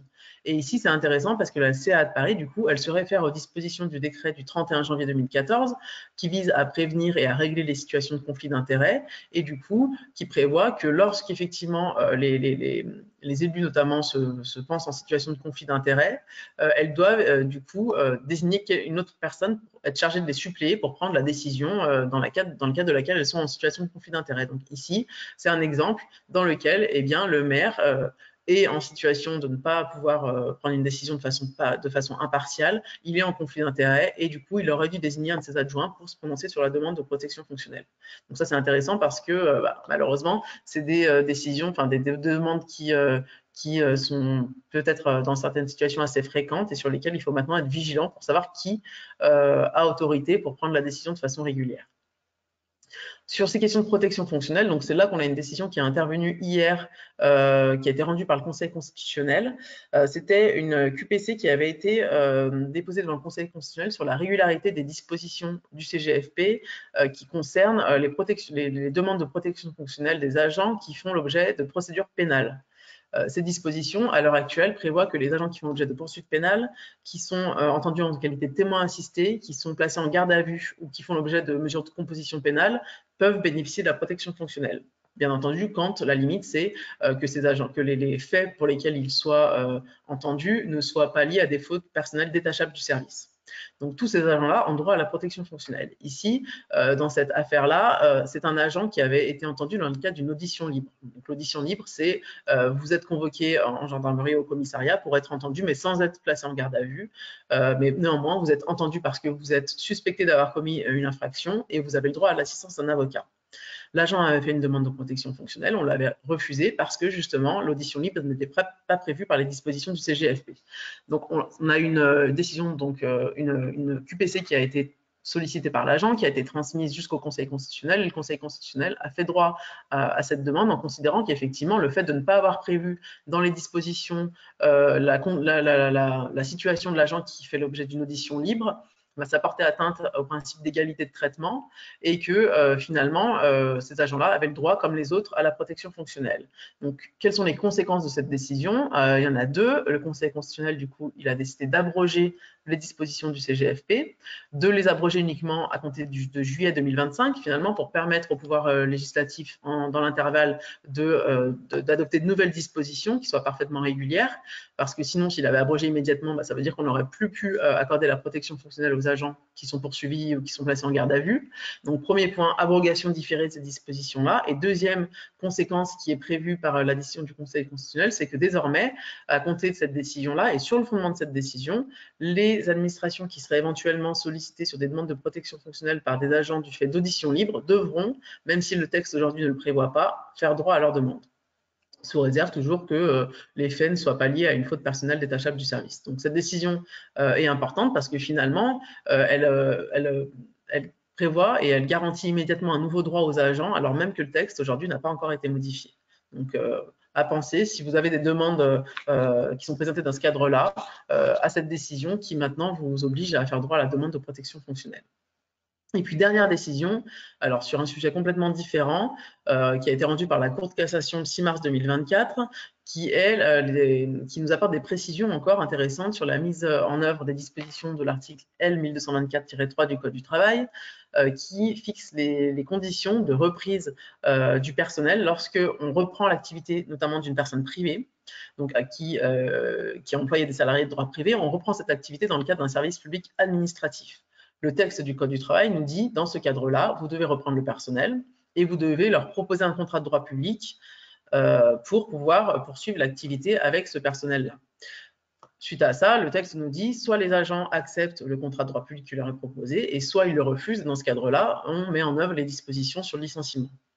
Ici, dans cette affaire, une commune avait repris la gestion d'un centre de loisirs en régie directe et avait décidé que la personne qui faisait office de directeur de centre de loisirs ne pouvait pas être reprise parce qu'elle ne disposait pas des diplômes exigés pour exercer ces fonctions-là.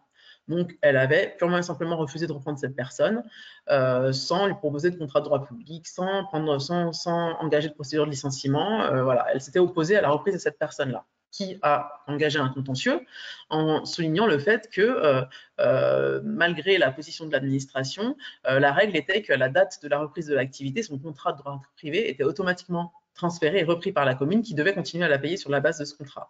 Et la Cour de cassation lui donne raison. Effectivement, la date du transfert, ça c'est une règle qui a déjà été posée à plusieurs reprises par la Cour de cassation. Les contrats de droit privé sont automatiquement transférés et se transforment en contrat de droit public le jour où l'administration propose ces contrats aux agents et qu'ils les acceptent.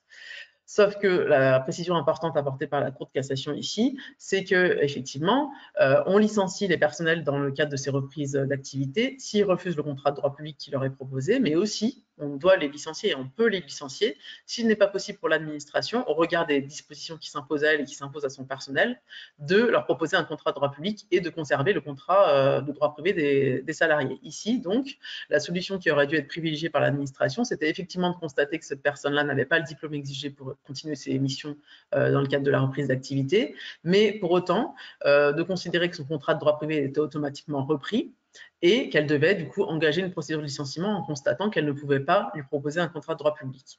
Donc ici, à vigilance, on ne peut pas considérer qu'un agent, pour tel ou tel motif, ne peut pas être repris et que du coup, on ne le rémunère plus, on ne prend pas de décision à son égard. Il faut trancher, soit on pouvait le reprendre et on lui propose un contrat de droit public, soit pour une raison ou une autre, on ne peut pas le reprendre, et à ce moment-là, on doit le licencier. Donc voilà pour les décisions et l'actualité en fonction publique. Maintenant, je laisse la parole à Sylvie Le Damany. Merci Jennifer. Bonjour à tous. Je promis, je vais respecter le temps imparti dans cette dernière partie de ce webinaire consacré en fait au droit pénal des élus. Alors, j'ai souhaité partager avec vous quelques informations chiffrées et mettent en exergue en fait un rapport fort intéressant qui a été émis par l'Observatoire de la SMACL, qui est une mutuelle d'assurance que vous connaissez certainement très bien, qui met en exergue donc un certain nombre de constats. Alors, nous avons une nouvelle hausse et mise en cause des élus locaux avec une augmentation de 55% pour la mandature 2014-2020, avec la barre symbolique des 2000 élus mis en cause, qui est franchie. Alors, on va relativiser parce qu'il est quand même important de rappeler que nous avons 560 000 élus locaux et nationaux. Donc là, on parle du franchissement d'une barre de 2000. Que le taux moyen de condamnation parce qu'il y a des mises en cause et ensuite il y a des condamnations, donc on n'a pas 100% de condamnation bien évidemment, mais on est autour de 38%. Ce rapport de la SMACL est intéressant également parce qu'il rappelle cette nécessité, ce que l'on rappelle régulièrement nous également à nos clients, c'est d'identifier les risques pour pouvoir prévenir, et notamment en réalisant des cartographies des risques et en formant, en sensibilisant en fait les personnes les plus exposées à ces risques pénaux. Le trafic d'influence est un des délits qui revient le plus fréquemment dans les mises en cause, et on a également on constate qu'il y a quand même une amélioration d'anticipation, et ça c'est une très bonne nouvelle au sein des collectivités, qu'il y a une prise de conscience importante sur la nécessité justement de mieux gérer les conflits d'intérêts. Et ce qui m'amène à évoquer en fait une coopération intéressante entre l'Agence française anticorruption, parce que je vais évoquer justement les dernières actualités de l'agence de l'AFA, puisqu'il y a le 6 juin dernier, la Fédération des EPL, hein, des entreprises publiques locales, et l'AFA ont réaffirmé leur souhait de travailler ensemble pour prévenir les risques. Et notamment, c'est la nouvelle directrice de l'Agence française anticorruption, Isabelle Gégouzeau, qui a insisté sur cette nécessité de prévenir les risques dans ce secteur. Et il est intéressant également de remarquer qu'il y a un groupe de travail qui a été créé, qui était en fait lancé, qui est en cours d'ailleurs de lancement par l'Association des maires de France et l'Association des petites villes de France, qui vont travailler sur la rédaction d'un guide pratique sur la prévention des risques pénaux. Et également en termes d'actualité, dans le cadre de cette coopération entre l'AFA et la Fédération des EPL, le congrès de la Fédération des EPL qui va se tenir cette année les 8 et 10 octobre à Nantes va créer un atelier participatif sur cette thématique de la prévention des risques pénaux. Sur en fait, à nouveau quelques chiffres, mais bon, on a en 2023 829 délits d'atteinte à la probité qui ont été enregistrés par la police et la gendarmerie. Donc il y a une progression. Il y a en fait ce qui est mis en exergue également, c'est qu'en fait on a des régions qui sont plus exposées et qui sont montrées du doigt. C'est la Corse et des collectivités d'outre-mer qui seraient plus souvent mises en cause. Bon, je passe rapidement. Sur en fait, sur la slide suivante, je vous rappelle en fait des nouveaux guides. Vous savez que l'AFA a émis des recommandations, qui exercent des contrôles justement pour vérifier si ces recommandations sont bien respectées. Et nous avons des guides pratiques récents qui peuvent vous intéresser, notamment un édité en mars 2024 pour sécuriser les opérations de parrainage et de mécénat des entreprises publiques. Un autre guide pratique à l'attention des chambres de commerce et de l'industrie pour la mise en place d'un dispositif de prévention et détection des atteintes à la probité. Et pour mémoire, puisque l'actualité c'est l'ouverture prochaine de nos Jeux olympiques en France et paralympiques, eh bien, c'est un guide pratique sur la prévention des atteintes à la probité à destination des opérateurs du ministère des Sports et des Jeux olympiques.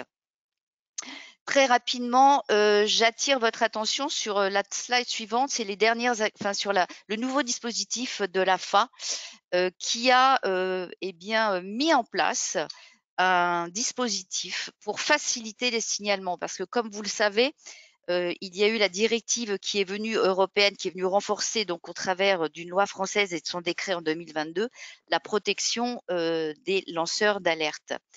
Et dans le cadre du décret d'octobre 2022, on a une cinquantaine d'autorités administratives qui peuvent recevoir des alertes, et donc notamment l'AFA.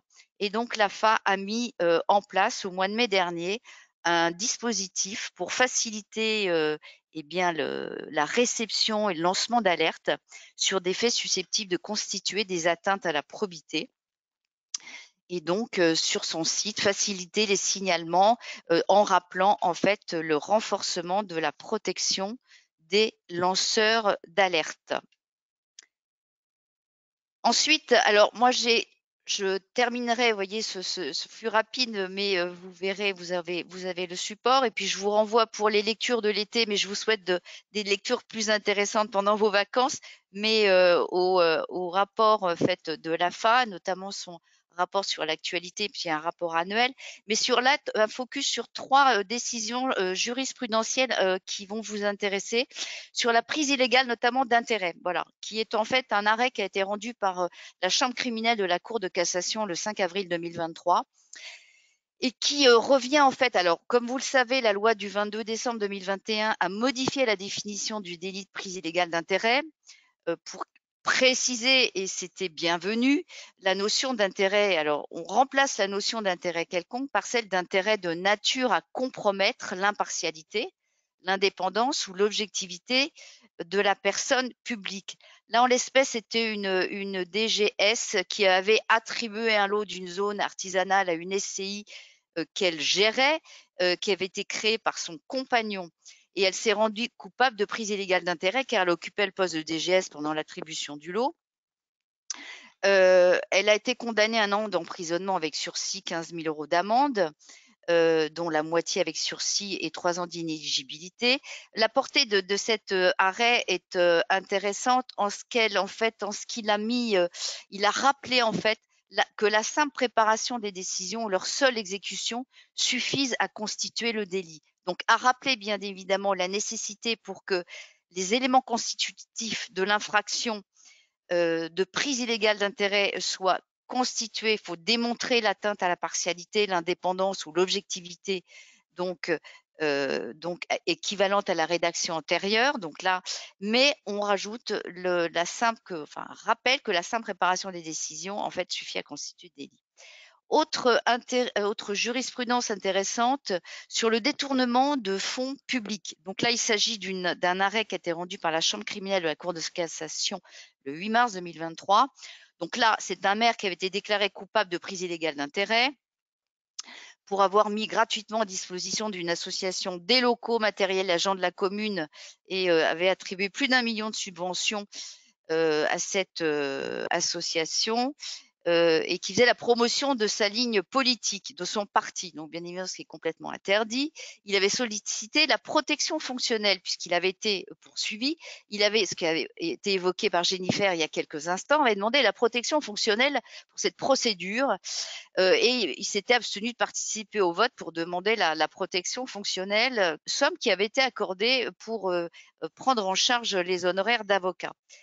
Là, il y a eu une enquête pour détournement de fonds publics, notamment sur cette question de protection fonctionnelle, fonds publics et recel, donc accusant ce maire de percevoir une somme pour ses frais de défense liés à la prise illégale d'intérêt. Et donc, ce qui est intéressant, ce qui a été rappelé, c'est que la protection fonctionnelle ne doit pas être accordée en présence d'une faute personnelle détachable, ce qui a souligné Jennifer il y a quelques instants, que l'octroi indu de la protection fonctionnelle, bien évidemment, eh bien, en fait, constitue le délit de détournement de fonds publics. Et peu importe, bien évidemment, qu'ils participent ou s'abstiennent à la décision de déclencher cette protection fonctionnelle.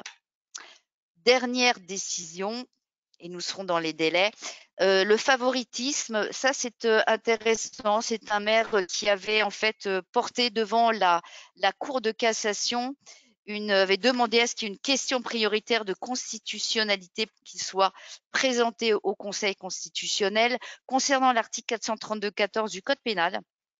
Et il contestait l'application de ces dispositions aux marchés publics relevant des procédures adaptées, lorsque l'administration en prend l'initiative sans obligation légale et pour des montants inférieurs aux seuils minimaux de mise en concurrence préalable. Donc, il invoquait une atteinte au principe de nécessité des délits et des peines. Donc, sa demande a été rejetée.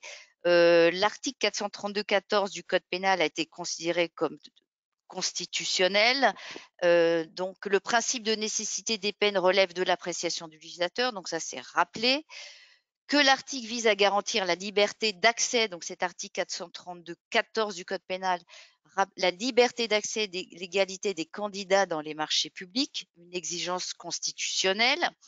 Et donc là, la portée de cette décision de la Cour de cassation, eh bien, l'article 432-14 du Code pénal s'applique au marché public, même lorsqu'il relève de procédures adaptées avec des montants inférieurs au seuil de mise en concurrence préalable, dès lors que l'administration a choisi de les soumettre à une telle procédure. Donc, ce que l'on peut dire par rapport à ce volet pénal sur les élus, la compliance des personnes publiques, c'est qu'il est important en fait de bien identifier les risques pour les prévenir, et donc d'où l'importance des formations et des interventions, des formations comme ce matin.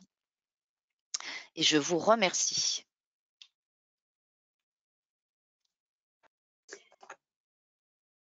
C'est nous qui vous remercions à tous pour cette intervention qui a été qualifiée par de nombreux participants de riche et instructive, si je dois résumer. Donc, nous avons un petit peu dépassé le délai, mais je vais quand même vous poser deux petites questions. En début d'intervention, au niveau de la diapo 10, on a parlé de l'assiduité aux conseils municipaux et de la présence aux réunions. Quelqu'un nous demandait comment contrôler pour les nombreuses réunions en distanciel, qui se connecte ou qui se connecte et fait autre chose en même temps sans jamais écouter. Voilà, comment cette question peut être débattue. Je vous remercie pour cette question. La clé sur ce dispositif pour sanctionner les élus pour leur participation va être précisée dans le règlement intérieur de la collectivité. Il faut, pour qu'elle puisse s'appliquer, prévoir dans le règlement intérieur, qui est adopté par l'organe délibérant, les modalités de prise en compte et comment on va apprécier et quels sont les critères à prendre en compte en la matière. Le texte prévoit la participation, c'est-à-dire dans une logique, à mon sens, de présence aux réunions. Après, le degré de pertinence dans la participation effective dès lors que l'élu est présent, je pense que ce sera beaucoup plus difficile d'apprécier et de sanctionner ce volet-là. On n'est plus sur une logique de est-ce que l'élu vient à la séance du conseil municipal ou pas. Et c'est pour sanctionner les élus qui auraient vocation à ne pas participer dans leur présence de manière assez régulière, sans excuses valables pour celle-ci.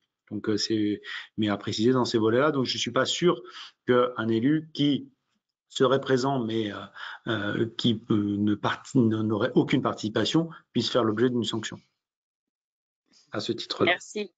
Merci pour ces précisions. Et puis peut-être pour Maître Petit, donc, qui était en charge du volet urbanisme, qu'en est-il des certificats d'urbanisme tacite, nous demande-t-on? Alors, l'absence de réponse à une demande de certificat d'urbanisme vaut décision tacite, que ce soit pour un CU simple ou un CU pour une opération déterminée. Ça veut dire que dans les deux cas, s'il y a une absence de réponse à l'issue du délai, les règles d'urbanisme applicables à la date du certificat sont cristallisées, de la même manière que pour une décision express. Donc, si les demandes de permis sont déposées dans le délai de validité du certificat, ces règles seront applicables. Alors, il est difficile de voir tous les cas de figure, mais si un certificat d'urbanisme tacite naît alors qu'à la date de cette décision, les conditions d'un sursis à statuer étaient réunies, je pense que la jurisprudence de la Cour administrative d'appel de Lyon sera paralysée, puisque on pourrait considérer qu'en ne mentionnant pas dans une décision expresse l'opportunité d'un sursis à statuer, ben, le certificat d'urbanisme tacite est illégal. Normalement, il ne crée pas de droit, ce certificat d'urbanisme illégal, même s'il est tacite. Mais peut-être que la jurisprudence évoluera sur ce point-là. Sur le caractère tacite, je précise que le caractère tacite ne vaut que pour la cristallisation des règles, puisque pour les certificats d'urbanisme dits CUB ou opérationnels, ça ne vaut pas accord tacite à la réalisation de l'opération qui est décrite dans la demande de certificat. Le caractère tacite vaut uniquement pour la cristallisation des règles. Il me reste à vous remercier tous et toutes pour ces interventions. Encore une fois, les propos, les retours des personnes qui ont assisté sont excellents et ils vous remercient pour votre professionnalisme et pour l'ensemble des informations que vous leur avez communiquées. Je vous souhaite à tous un très bon appétit et je vous donne rendez-vous très bientôt pour un nouveau webinaire organisé par le département formation de la Gazette des communes. Merci à tout le cabinet Adaltis Avocats. Merci à vous. Bonne journée, Et à bon bientôt. week-end. Au revoir. Excellente journée.